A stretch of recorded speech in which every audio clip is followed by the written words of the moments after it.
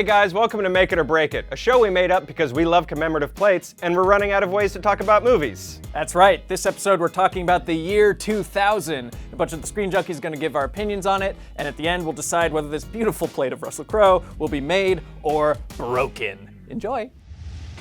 I just remember the anticipation for that movie and just being, my God, please deliver a good X-Men movie. Because that 90s cartoon, my favorite cartoon of all time. The 90s were their decade. The animated series was incredible. They had some really amazing comic runs in the 90s. So like capping off the decade with a movie was like really cool, and my dad took me to see it and I was so stoked. The opening credits are going and I'm just like, ah! And you can tell my dad's just like, oh my God, you need to grow up at some point. Like it's just like, It was kind of shocking to see, particularly a Marvel film. I know this sounds weird in today's day and age, but it was really weird to see a Marvel comic book get a good film adaptation. Very refreshing. In hindsight, the first X-Men movie is like watching paint dry. If you could say one thing that the original X-Men movie did perfectly, it was Hugh Jackman as Wolverine. Like, it's such a great match. Who doesn't like Wolverine?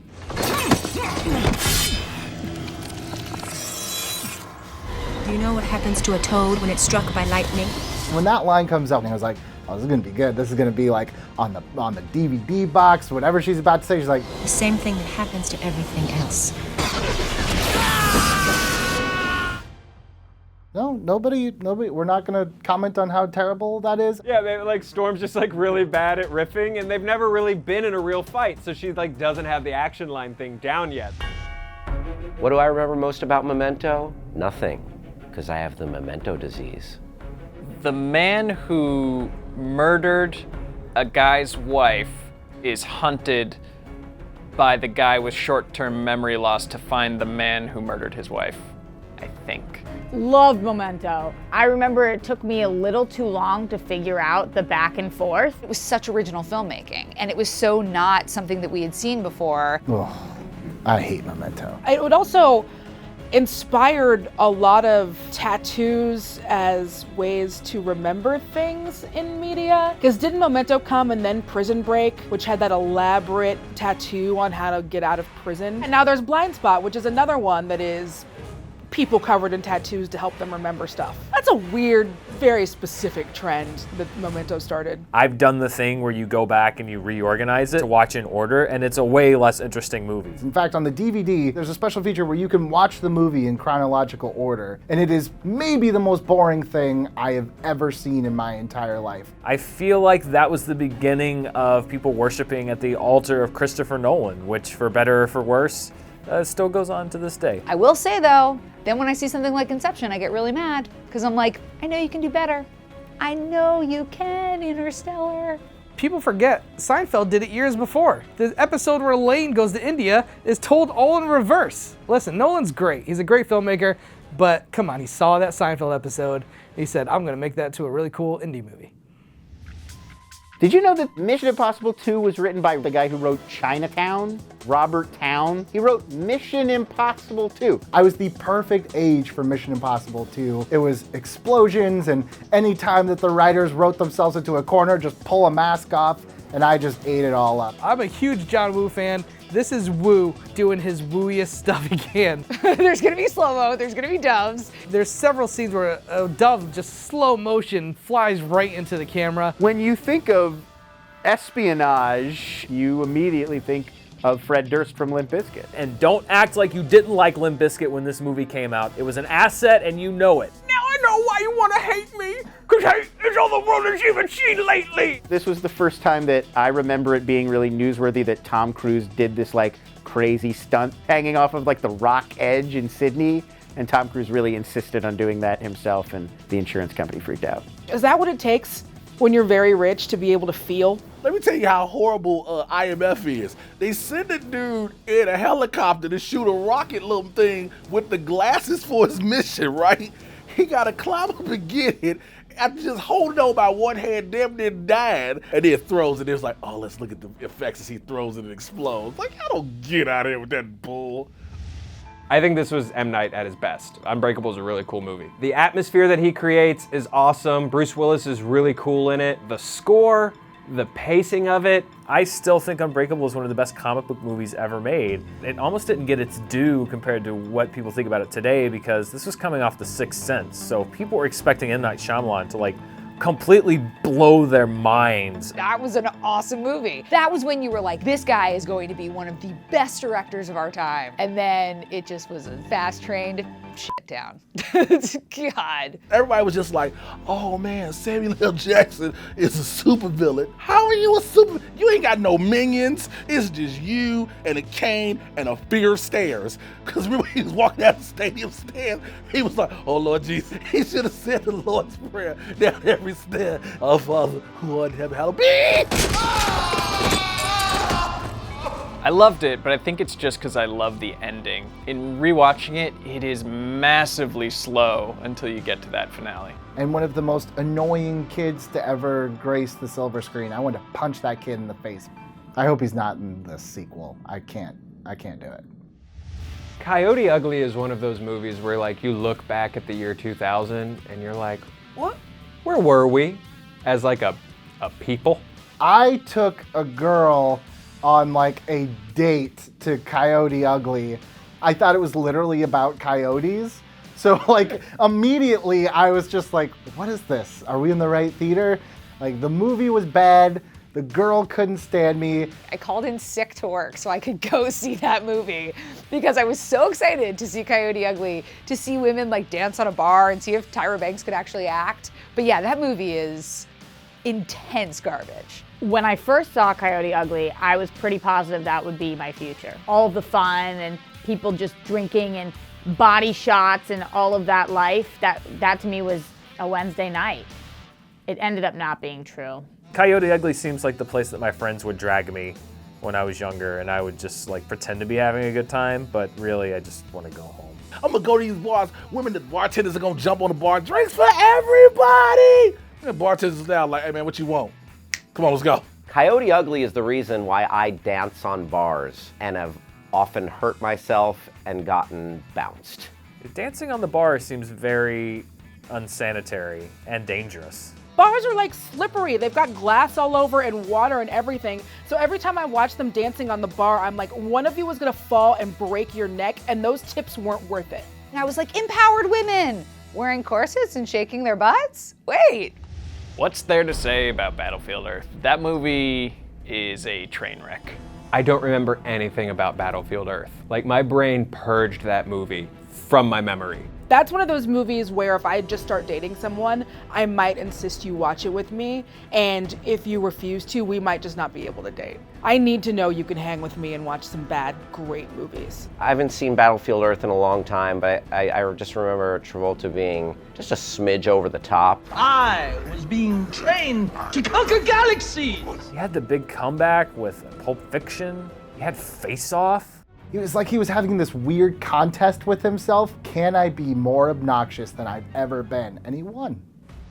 Oh God, can we talk about Gladiator? The only Oscar-winning movie with a Kid Rock song in the advertising campaign. Gladiator was awesome. I think that was really like one of the first times that like an awards movie got on my radar at that age. A dude killing people in a gladiator in a big arena, sign me up. When I first saw the trailer, I wasn't thinking Oscar movie. I wasn't thinking Best Picture. I was like, this is gonna be a cool action movie that takes place in the Roman days. And this Russell Crowe guy, he's coming up. It looks like he's gonna be really cool. I'm a guy. I love revenge. It's just in my DNA. I mean, there was a lot of action in it when you saw how bloody and violent the Coliseum matches got. It's pretty cool when he cuts off a guy's head with 2 swords. Are you not entertained? It gave us all those really great memes, the thumb stuff. I do remember a lot of wheat fondling in that movie. There would be a lot of just like him just softly touching wheat fields. Gladiator and its loving shots of wheat versus Field of Dreams and its loving shots of corn. Which one is more of a love letter to crops? There's so much wheat fondling, blue tinted wheat. That's the other thing, everything has a tint. Apparently ancient Rome was very tinted. Everything had a blue tint or a yellow tint. It was the first Instagram filter was Gladiator. So here's the math for Gladiator. It's about 30% wheat fondling, 20% Joaquin Phoenix creepily trying to have sex with his sister, then 50% just cutting heads off. And that's Gladiator math. I love Battle Royale.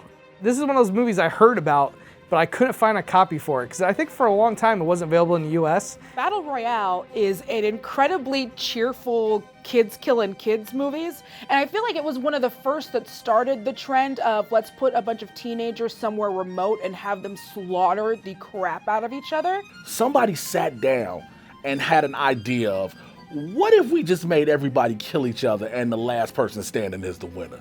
Movies like that, you're like, this can happen in real life. Battle Royale has inspired so much. I mean, I don't think you'd have the crazy 88s from Kill Bill without the schoolgirls in Battle Royale. You wouldn't have probably the Hunger Games. Battle Royale led people to Old Boy, which led people to Hard Boiled, and just opened up these like brand new doors of cinema. The movie is actually a little more artful than I think a lot of people think of it. It has a reputation, but it is actually saying something. But at the same time, it's a great entertainment, and I think that's what a great movie is. When we can say something and be a great entertainment together, it makes a great movie. And that's why Battle Royale is badass. You know, the only thing I really clearly remember about Reindeer Games is that it was like the third time that I saw it that I realized the main character's name is Rudy. Like Rudolph the Red-Nosed Reindeer. They must have thought they were so clever. Reindeer Games is terrible. I actually watched this movie like last year. What the hell happened in it? Ben Affleck, before I think he really knew where he wanted to go with his career, he was just like, oh, I'm gonna sign up with directors that are somewhat well known. And it's an action movie, it's the 90s, why not do it? I also remember Gary Sinise being the bad. It's a nice bad guy turn from Gary Sinise. But not just bad guy, but like a bad guy who enjoys being evil. You know who shows their boobies in that movie? Charlize Theron. That's back when like she still needed to be really famous. She had done it in The Devil's Advocate. She did it again in Reindeer Games. The thing I really remember mostly about it is Charlize Theron.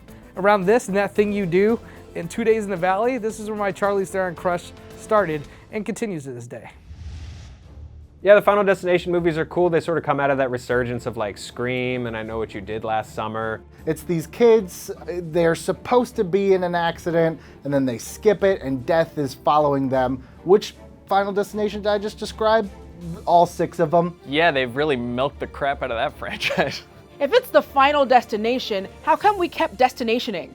We destinationed like 5 or 6 more times? The Final Destination movies are so great at like setting up these weird Rube Goldberg death machines, but then they're setting up something that you think it's gonna be, and then it's not that thing, and then it's like the big weight that comes flying in and decapitates somebody from off screen. Yo, the movie that made everybody scared to get on an airplane. It made you think that random occurrences wasn't really random no more. I am an unabashed fan of all of the Final Destination movies, but you can never beat the first one. I love that death is the bad guy. You can't catch him, you can't kill him. There's no like, I turned my back on you because I don't believe in you, death. It's like, nope, you're just gonna die anyway. Oh, let's talk Finding Forrester. Sean Connery as a isolated writer who helps this poor writer in the hood like find his groove. I definitely saw it. I don't remember what it was about. He's like a reclusive author and he finds a child from the streets to yell at. Punch the keys, for God's sake! It's like Good Will Hunting, kinda. It's like an inspirational story about a young, brilliant mind or whatever, but did not work out quite as well. This is my favorite white person helps a poor minority movie, because that sadly is a genre. Sandra Bullock won an Oscar for it. We were in that whole age of movies of white people helping black kids. You had Finding Forrester, Dangerous Minds, Only the Strong with Mark Dacascos when he was teaching kids capoeira in Miami. The 2 things I remember about Finding Forrester are a very complicated fist bump between Busta Rhymes and Sean Connery, which I think should be in the Library of Congress. And then of course, you're the man now, dog. You're the man now, dog. Yeah, I don't know. I mean, that line is obviously the most memorable one from Finding Forrester. I never got it. Is it like joking? Is it condescending? Is it vaguely racist? It's so uncomfortable. I'm sure Sean Connery really is glad he made that choice. You're the man now, dog. That's all anybody. Gus Van Sant directed Finding Forrester. Gus Van Sant. Why? What is he thinking? I love that movie. I remember thinking that I was gonna go in and not love it so much because what the hell is Charlie's Angels? And then you have the coolest characters with Cameron Diaz and Lucy Liu and Drew Barrymore, these kick-ass women. I mean, Drew Barrymore, man, like she brought that thing back. She produced it. It made like female action heroes cool for a second, and then they totally screwed the pooch on the second one. It still had the action because it had Lucy Liu, who was at the peak of her career at the time. She was whooping everybody, Cameron Diaz, and then Drew Barrymore is like, she was the goofy one. I had it bad for Lucy Liu, man. She just was sexy and she was like kick-ass. I saw that movie way too many times. I probably spent like college tuition money that my parents were saving for me. Like, don't worry, I don't need to go to college. I need to see Charlie's Angels again. My body's changing. All of those women are incredibly charming, but with a lot of movies, even if they're not great, if they're on like, you know, my HBO Go, my Netflix, I might watch it if I'm bored. I have never been tempted to watch Charlie's Angels. I love a fire. Charlie's Angels was directed by a guy named McG. I believe that was McG's first movie after he came off of doing music videos, which explains so much because it feels like one huge music video. All we're missing is a lot of guitars and like a cage for someone to like dance behind while like holding onto it like this. If you're 17 and trying to be a DJ, McG works. If you are a grown man, you've hit puberty and been there, done that. Every time I hear McG, I think like he's the McDonald's of directors, except there's not like 8 billion served. It's like 8 mediocre movies.